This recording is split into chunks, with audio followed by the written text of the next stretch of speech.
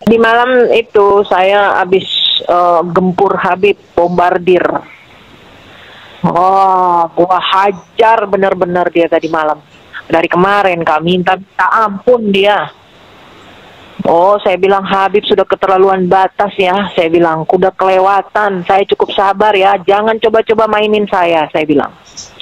Ya, saya sudah punya firasat tidak enak. Saya bilang, Habib tidak jelas. Oh, dia kaget kan. Loh, Firza berarti bohong. Firza tidak hapus chat. Oh, tidak, saya hapus, Bib. Saya tidak mau sakit sendiri. Kayak gituin.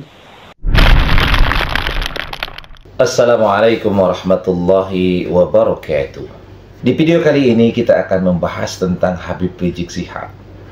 Sebagaimana kita ketahui bahwa Habib Rizik Syihab ini sempat tersandung kasus dengan Firza dalam kasus chat mesumnya.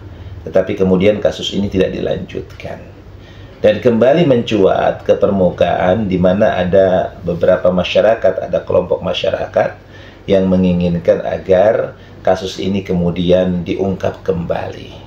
Sebagaimana kita ketahui bahwa polemik nasab ini sudah 3 tahun berjalan dan belum juga sampai saat ini terselesaikan. Hal ini memicu kedua kelompok yang saling bersengketa, yakni kelompok Kiai Haji Imaduddin Utsman Al-Bantani dengan kelompoknya Rizik Syihab atau Habib Rizik Syihab ini kemudian begitu luar biasa bergejolak, bahkan mengarah kepada tindakan-tindakan kerusuhan.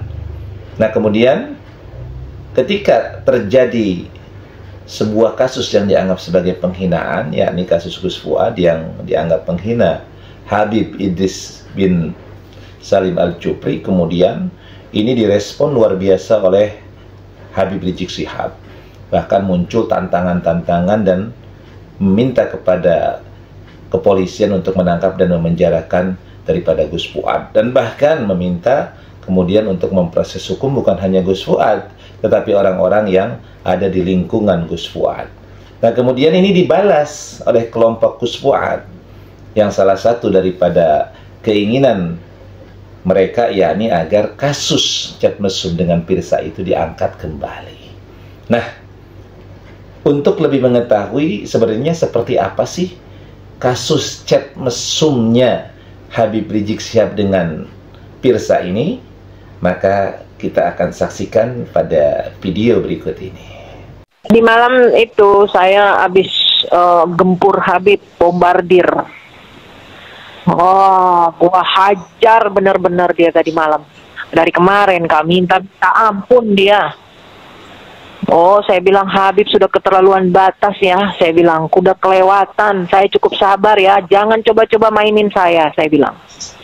Ya, saya sudah punya firasat tidak enak. Saya bilang, Habib tidak jelas. Oh, dia kaget kan. Loh, Firza berarti bohong. Firza tidak hapus chat. Oh, tidak, saya hapus, Bib. Saya tidak mau sakit sendiri. Kayak gituin. Ada dia janji mau nikah, dia janji mau nikah, dia janji ada semua, Kak. Saya kirim ke dia. Stres dia, Kak Emma. Stres dia, Kak Emma. Tolong Firza, tolong. Sudah, saya tidak mau lagi berjuang. Dia bilang, saya suruh orang lain aja mimpin. Saya bilang, saya tidak ada punya niat ya. Saya bilang, saya tidak punya niat untuk memberi Habib sakit atau apa. Tapi saya pengen ini murni, jangan dicampur aduk cinta saya sama Habib dengan yang lain. Saya bilang gitu. Jangan coba-coba. Saya bilang, ampun Firza, iya. Tapi Kak, nggak jelas juga itu. Nggak jelas juga. Kalau Habib Rizik ngomong, ngasih kode ke saya, boleh. Tapi kalau dia yang ngomong, itu pinter-pinter dia kali. Kak Emma. Tentu Habib Rizik oke. Tapi Kak Emma, saya kasih kena bagiannya dari kemarin. Sampai tadi subuh dia WA, iya Firza, semoga Firza sejuk hatinya. Oh, coba begitu. Saya bilang, Bib, saya berbuat seperti ini karena perbuatan Habib sendiri. Nah, Habib merasa diteror, diancam, tertekan karena perbuatan Habib sendiri. Tapi saya ini cukup sabar, Bib. Habib keterlaluan batas, saya bilang. Saya dianggap apa? Jangan, Bib. Bib, saya bilang, pemimpin bisa tumbang karena wanita. Saya gituin. Pertama dia ngamuk-ngamuk kan, Firza mau ini saya, udah Firza ini. Awal dia ngamuk tuh kayak oh saya lawan, saya nggak peduli. Firza saya stres, saya ngedrop.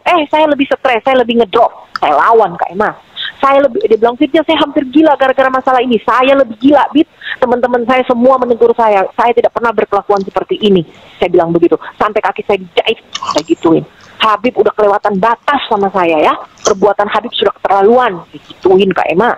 Jangan dicampur aduk hubungan saya, percintaan saya dengan Habib dengan urusan politik, tata harta, macam-macam saya ngomong Kak Emma. Ngamuk, saya nggak tahu kenapa masuk jin kali. Ngamuk, iya Kak Emma. Terus saya bilang gini, hei Habib, saya bilang ya, selama ini saya mau tanya sama Habib. Habib kan punya mata. Habib lihat apa yang selama ini saya bawa Ratna dan Ahmad Dhani ke Habib supaya semua jadi baik. Semua jadi baik, bersatu.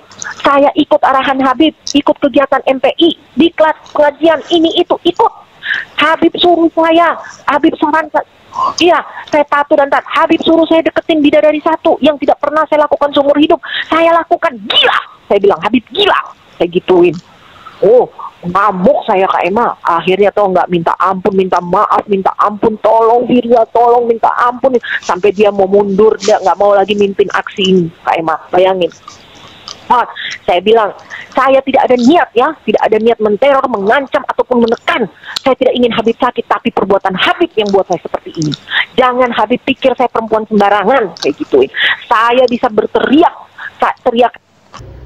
Nah, dari video tadi kita bisa mendengar bagaimana obrolan antara Pirsa dengan orang yang disebut di situ adalah Kak Emma.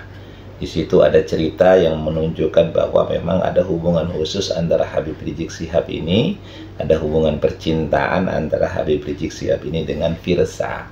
Tetapi ada hal yang memang tidak begitu jelas tentang masalah apa yang kemudian kedua orang ini terlibat percekcokan dan keributan besar. Ya, sehingga akhirnya mencuat curhatan daripada Pirsa kepada Kak Emma ini. Ya, kita tahu apa yang ada di belakang latar itu, tetapi kemudian yang jadi masalah adalah bagaimana chat-chat mesum itu kemudian dipublish dan kemudian sampai tersebar di tengah-tengah masyarakat. Nah, ini yang jadi masalah karena kita tahu bahwa Habib Rizik Syihab ini adalah sosok seorang ulama, sosok seorang yang disegani, yang dianggap sebagai orang suci bahkan, tetapi ternyata memiliki perilaku yang seperti itu. Nah, inilah yang kemudian disesali oleh umat, disesali oleh masyarakat, bahwa ternyata orang yang dianggap sebagai orang alim, orang yang dianggap sebagai tokoh agama, tokoh masyarakat, dan orang yang disucikan, ya, karena dia adalah dzurriyyah Nabi Muhammad SAW dalam beberapa keyakinan orang-orang, maka ini kemudian membuat kecewa. Nah, inilah di antara apa yang dijelaskan di dalam video tadi. Nah, tentunya kita tidak bisa menghakimi orang tanpa ada bukti-bukti yang lebih valid, dan kita pun tidak bisa mengambil langkah-langkah sendiri untuk kemudian memutuskan sebuah perkara. Negara kita sudah memberikan payung hukum, sudah memberikan mekanisme bagaimana ketika terjadi permasalahan dalam hal ini. Ya, mudah-mudahan tuntutan yang diinginkan oleh warga masyarakat, terutama oleh para anggota Perjuangan Wali Songo Indonesia Laskar Sabilillah, agar kemudian kasus Habib Rizik Syihab bersama Pirsa ini kemudian diangkat kembali. Kita serahkan saja kepada aparat yang berwenang. Kita tunggu dan kita jangan terprovokasi untuk melakukan tindakan-tindakan yang melanggar hukum. Ya, mudah-mudahan tetap kita jaga keutuhan dan persatuan bangsa kita. Tetap kita boleh kesal, boleh marah, tetapi hati tetap dingin, kepala tetap jernih. Yang prioritas utama kita adalah bagaimana agar masih kita bisa menjaga persatuan dan kesatuan bangsa ini, menciptakan suasana berbangsa dan bernegara yang aman, tentram, dan kita tentu harus menjaga bersama-sama hal ini. Mudah-mudahan video ini bisa bermanfaat. Allahumma fiqil aqwamit thoriq. Assalamualaikum warahmatullahi wabarakatuh.